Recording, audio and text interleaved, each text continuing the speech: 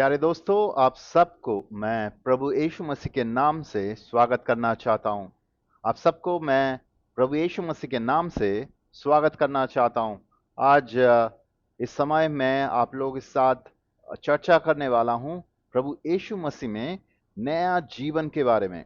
प्रभु यीशु मसीह में नया जीवन एक बहुत ही महत्वपूर्ण अंडरस्टैंडिंग है जो हमें एक मसीह विश्वासी होने के नाते हमें समझना जरूरी है। हम कैसे विश्वास में चलेंगे, हम कैसे विश्वास में प्रभु यीशु के नया जीवन में आएंगे और उसके बाद प्रभु यीशु के साथ विश्वास में चलेंगे। आप अगर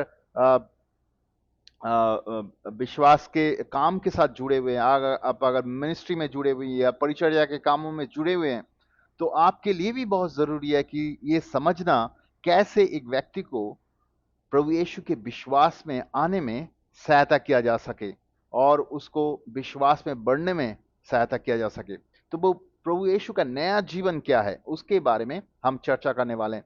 ये जो नया जीवन है इसके बारे में जो कलीसिया या अलग अलग जो डिनोमिनेशन का जो अंडरस्टैंडिंग है वो बहुत स्पष्ट नहीं है। इसलिए क्या हो रहा है, बहुत सारा लोग ये प्रभु यीशु के नया जीवन के बारे में समझ नहीं पा रहा है और प्रभु यीशु को विश्वास में सही तरीके से आ नहीं पा रहे। तो हमें प्रभु यीशु के नया जीवन को समझना जरूरी है बाइबल से और उस नया जीवन में लोगों को आने में सहायता करना है। पहला, हमें ये समझने की कोशिश करेंगे नया जीवन है क्या। प्रभु यीशु ने यूना कलोचित सुसमाचार उसका 3 में हम देखते हैं माफ कीजिएगा, प्रभु यीशु के सुसमाचार जो यूना रचित सुसमाचार उसका 3 में एक बहुत ही दिलचस्प बातचीत हो रहा था प्रभु यीशु के साथ। निकोदेमुस का बहुत ही दिलचस्प बातचीत हो रहा था। निकोदेमुस ऐसे एक व्यक्ति था जो यहूदी थे और वो प्रभु यीशु के पास रात को छुप के मिलने के लिए आया था और प्रभु यीशु से बात कर रहा था। प्रभु यीशु उनको कहता है, उसकी यूना रचित सुसमाचार उसका 3 में कह रहा है कि मैं तुम्हें ये कह रहा हूं कि कोई अगर नया जीवन नहीं प्राप्त हो तो परमेश्वर के राज्य को वो देख नहीं सकता, परमेश्वर राज्य क्या है वो समझ नहीं पाएगा। तो हमें नया जीवन पाना है तभी परमेश्वर के राज्य क्या है उसमें हम चल सकते हैं, उसमें हम उसको हम समझ सकते हैं। हमें नया जीवन पाना जरूरी है। जो निकोदेमुस था वो थोड़ा सा चौंक गया, ये क्या चीज के बारे में बात कर रहा है। यहाँ पे ये चीज समझना बहुत जरूरी है। जो निकोदेमुस था वो बहुत ही शिक्षित व्यक्ति थे। वो पुराने नियम की किताब जो परमेश्वर का नियम था उसके बारे में बहुत अच्छी तरह से वो समझता था। ऐसे में कैसे बोल रहा हूँ, क्योंकि वो सिनागॉग जो था तब के समय में, वहां का किसी सिनागॉग में वो बहुत ऊंचे पद में बैठा हुआ था। तो ऐसा एक व्यक्ति था जो तब के धर्मशास्त्र के बारे में, जो कि पुराने नियम के धर्मशास्त्र है उसके बारे में उसको बहुत अच्छा ज्ञान था। ऐसे एक व्यक्ति को प्रभु यीशु बात कर रहा है। तो प्रभु यीशु उसको बोल रहा है तुम्हें नया जीवन प्राप्त होना है। तो वो चौंक जाता है, नया जीवन मतलब वो क्या बोल रहा है।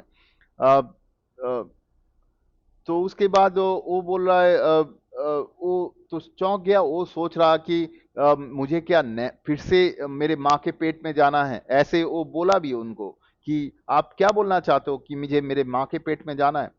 तो यीशु प्रभु वचन 5 में अगर जाएंगे, वहां पे बोल रहा है अगर आपको पानी और आत्मा में नया जन्म लेना है। वो जो मनुष्यों का जन्म होता है माँ के पेट से, वो जन्म के बारे में नहीं बात कर रहा है।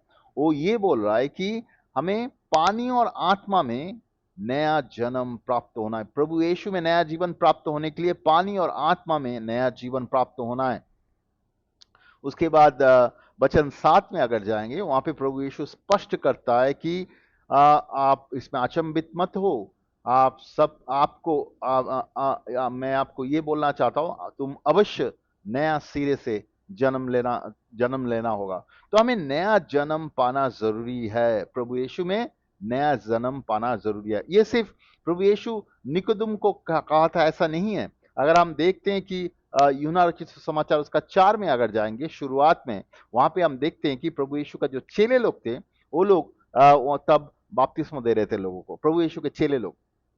मतलब प्रभु यीशु ये चीज सभी को बोल रहा था और लोग विश्वास में आ रहे थे, पापों से मन परिवर्तन कर रहे थे, पानी में बपतिस्मा ले रहे थे और और प्रभु प्रभु से चलने का डिसीजन लिया था। वो लोगों ने अपने जीवनों को पापों से मोड़ रहा था।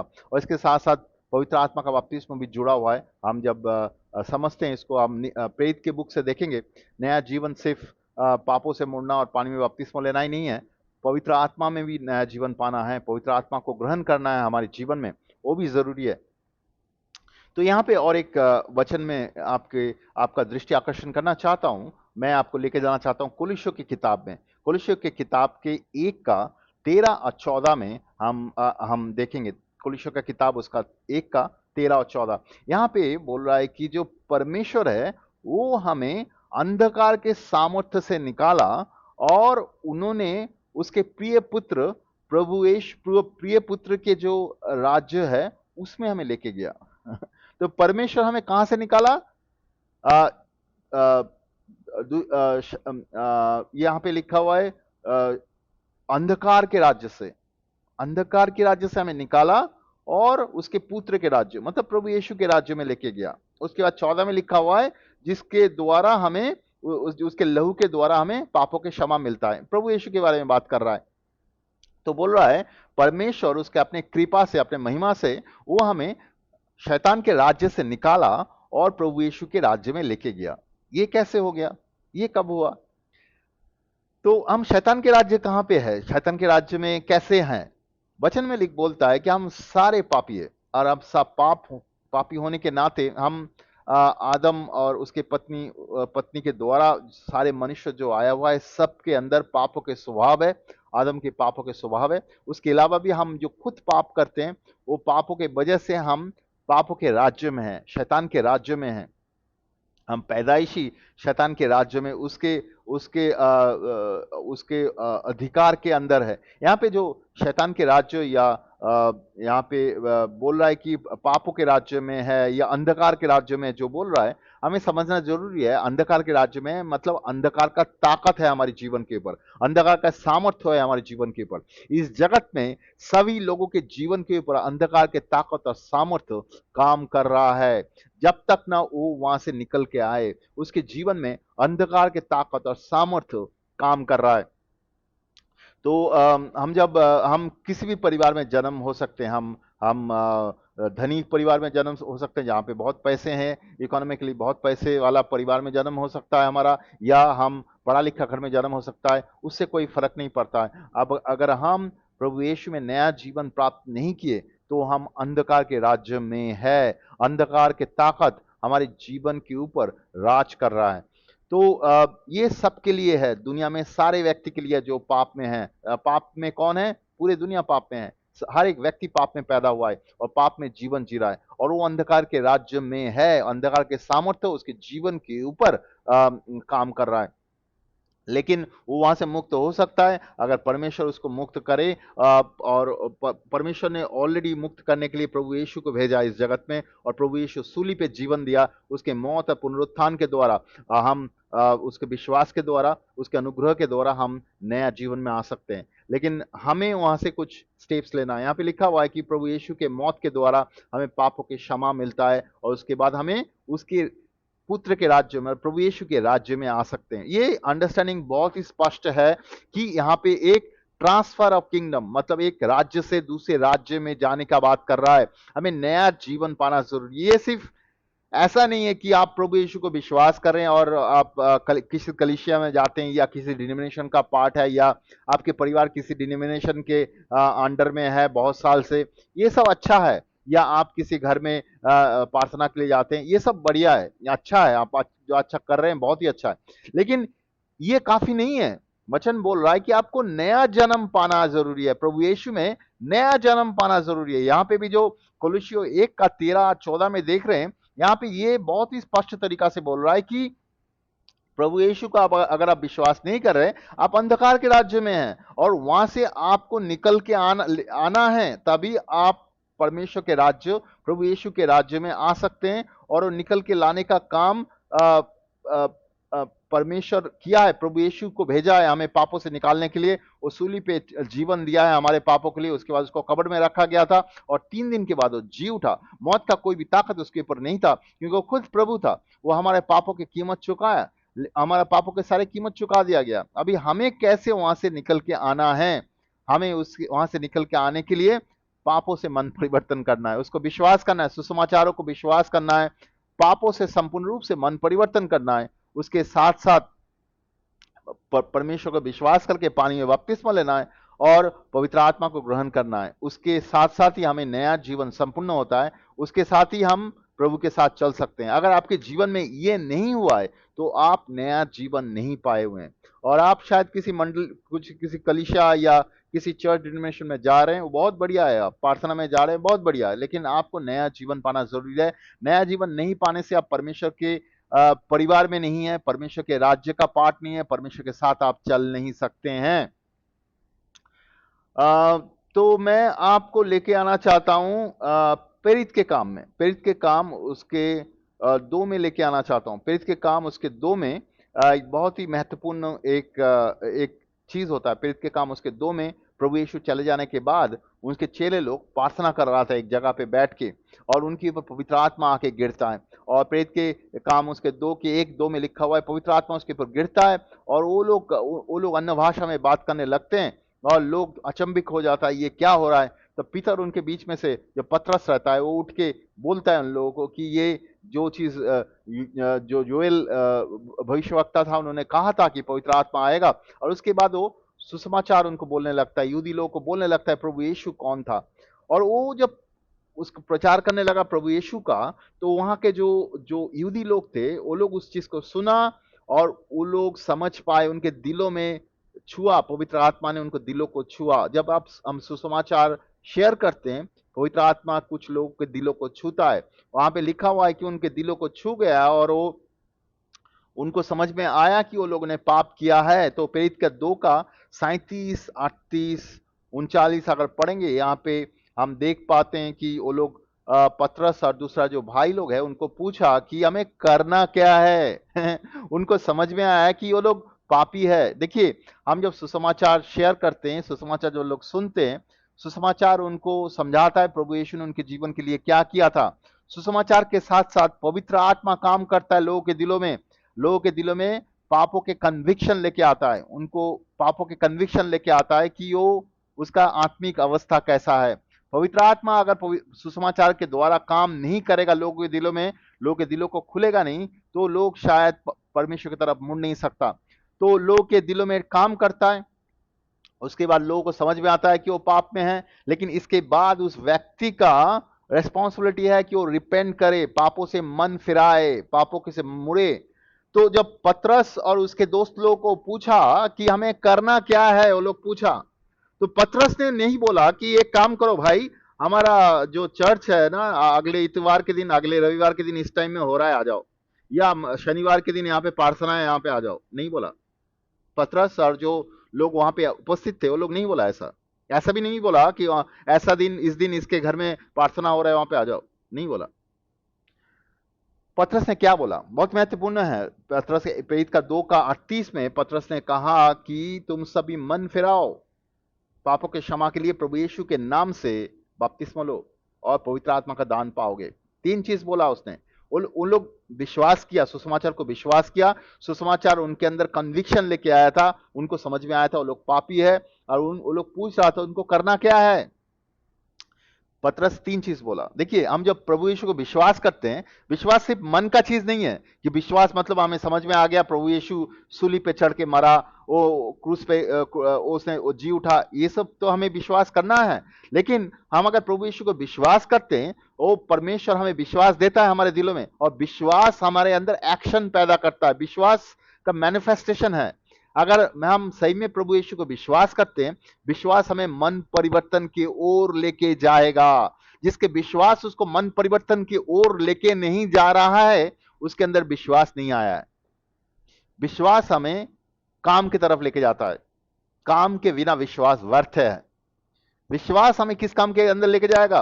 मन परिवर्तन के तौर ओर लेके जाएगा। कोई बोलता है कि प्रभु यीशु को विश्वास करता है, वो विश्वास उसको पापों से मन परिवर्तन की तरफ लेके जाएगा। तो यहाँ पे पतरस कहता है प्रेरित का 2:30 में, पापों से मन परिवर्तन करो, मन फिराओ और प्रभु यीशु के नाम से बपतिस्मा लो। मन परिवर्तन करने का मतलब है पापों को स्वीकार करना है, पापों को स्वीकार करना है और पापों से मुड़ना है। देखिए, हम लोग पैदाइशी हम जो जीवन जी रहे हैं अपने हिसाब से जी रहे हैं, या परिवार के हिसाब से जी रहे हैं, या दुनिया के हिसाब से जी रहे हैं, या शैतान के हिसाब से जी रहे हैं।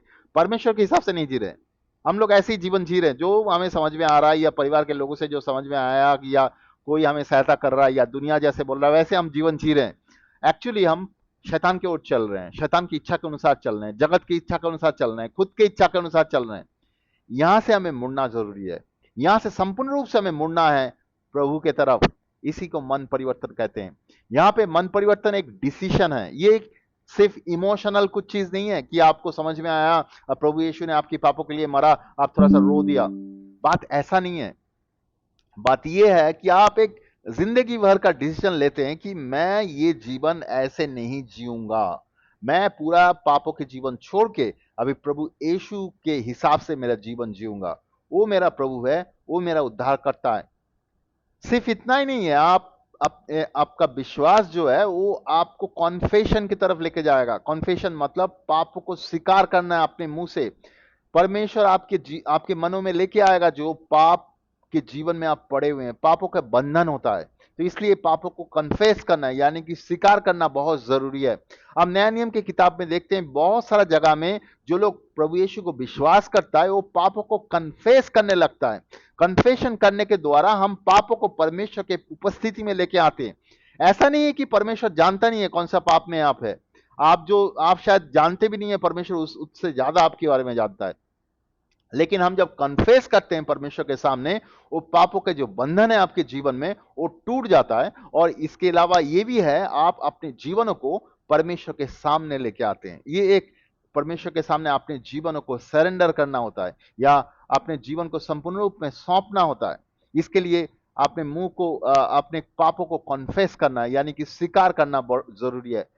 नीति वचन में लिखा हुआ है हमारे मुंह में जीवन और मृत्यु का ताकत है। आप अपने पापों को जब कन्फेस करते हैं, शैतान का जो ताकत है, पापों का जो ताकत है आपके जीवन के ऊपर, वो टूट जाता है।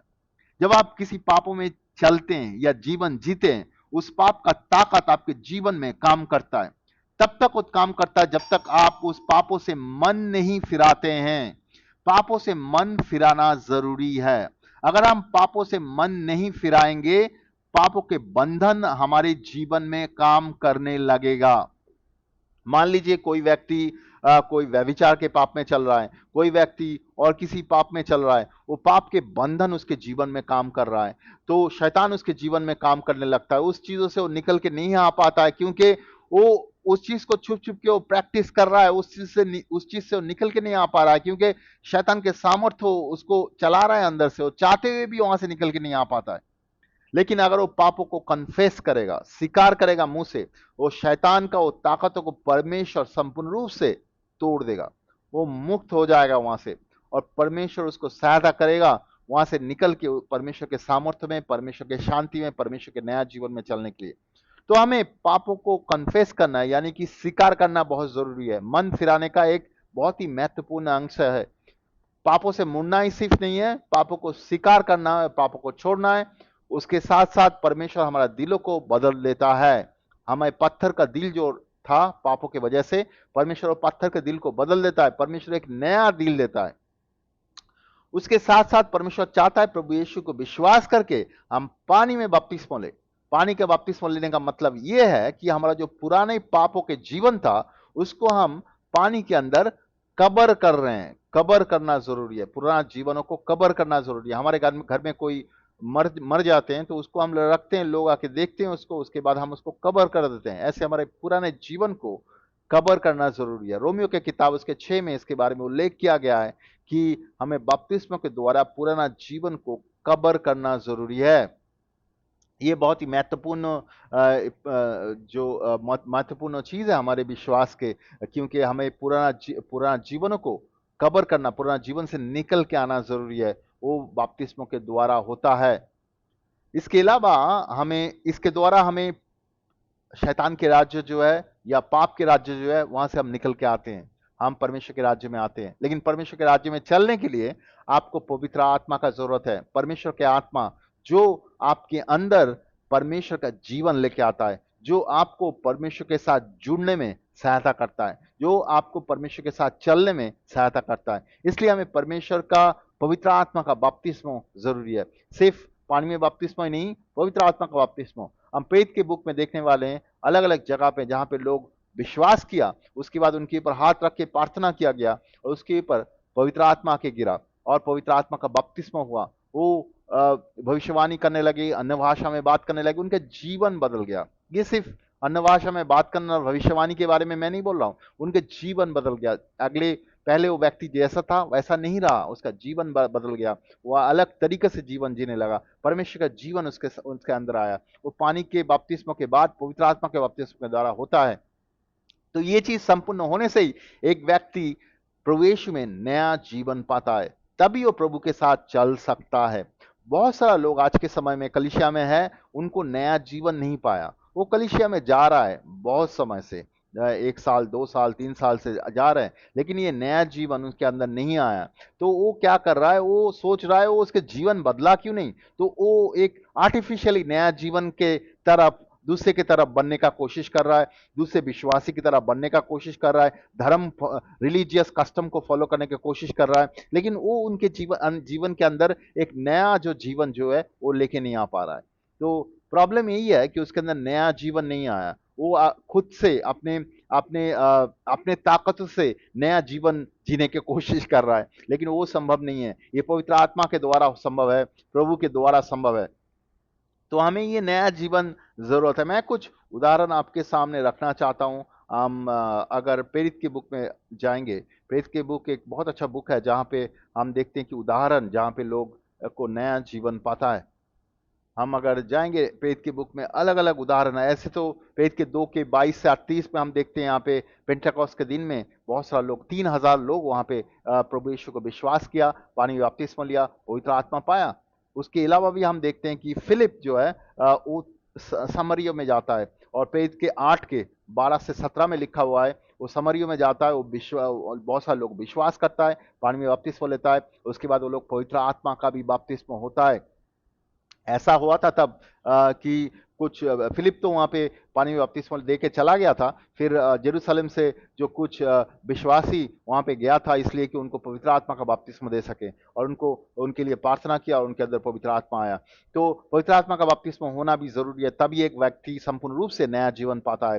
प्रभु यीशु को विश्वास करना जरूरी है, उसके बाद पापों से मन फिराना जरूरी है, पानी में बपतिस्मा लेना जरूरी है, पवित्र आत्मा का बपतिस्मा होना जरूरी है। ये संपूर्ण होने से ही एक व्यक्ति नया जीवन संपूर्ण होता है, तभी वो प्रभु के साथ चल सकता है। इसके अलावा हम देखते हैं कि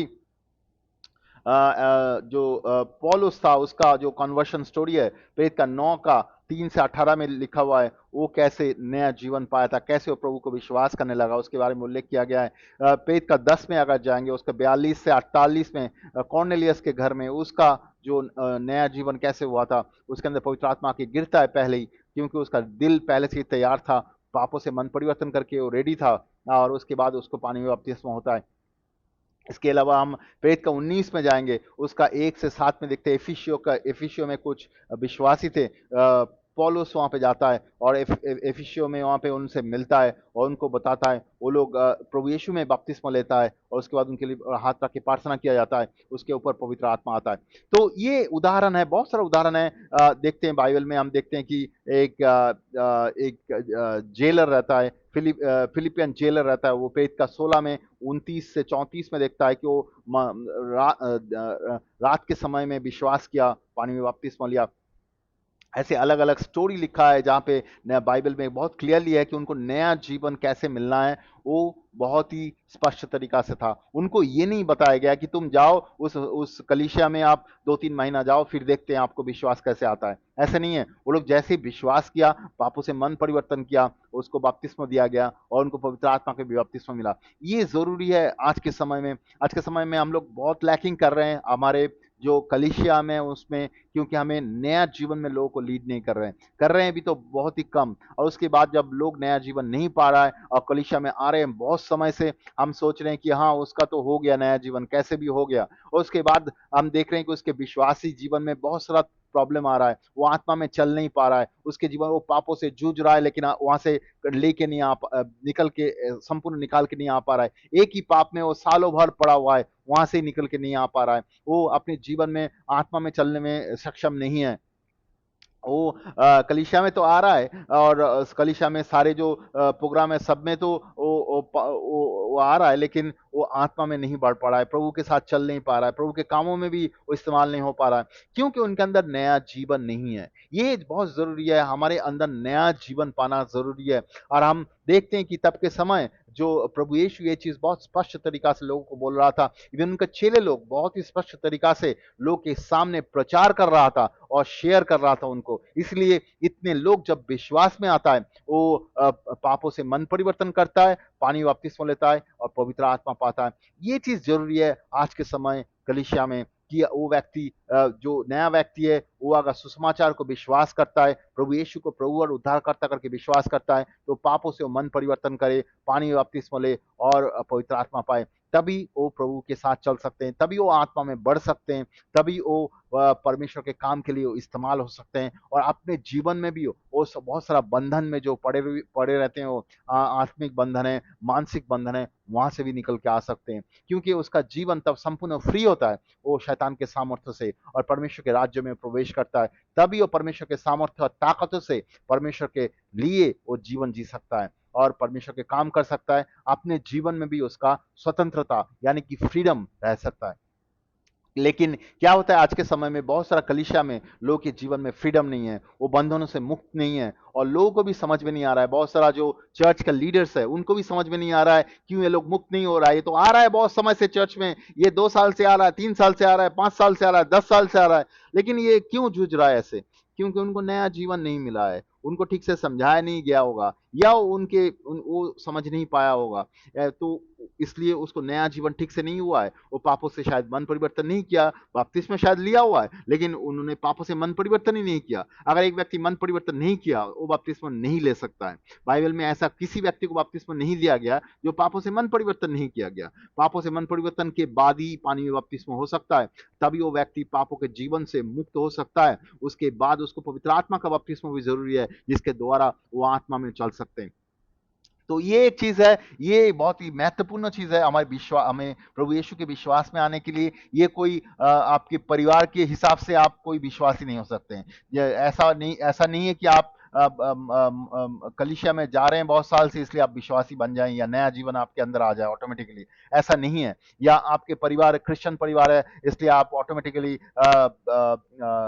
आप आपके अंदर नया जीवन आ जाए, ऐसा भी नहीं है। या आप बाइबल के वर्सेस बहुत अच्छी तरह से जानते हैं, आप बाइबल स्कूल किए हुए हैं इसलिए आपके अंदर नया जीवन ऑटोमेटिकली आ जाए, ये भी नहीं है। ऐसा नहीं होता है। नया जीवन तभी आता है जब एक व्यक्ति पापों से मन परिवर्तन करे। ये तभी संभव है जो व्यक्ति सुसमाचार को विश्वास करता है, प्रभु और उद्धारकर्ता करके मानता है, उसके बाद वो प्रभु यीशु का जो विश्वास है उसको पापों से मन परिवर्तन के ओर लेके जाता है। उसके बाद वो पानी में बपतिस्मा ले सकता है प्रभु यीशु को विश्वास करके, और प्रभु यीशु को विश्वास करके वो पवित्र आत्मा को ग्रहण कर सकता है। इसी को नया जीवन बोलते हैं। और नया जीवन के बाद ही हमारा मसीह जीवन शुरू होता है, और मसीह जीवन शुरू होता है, मसीह के साथ चल सकते हैं। अपने जीवन में भी जो तकलीफें, जो बंधन में है, वहां से निकल के आ सकते हैं और परमेश्वर के कामों के लिए इस्तेमाल हो सकते हैं।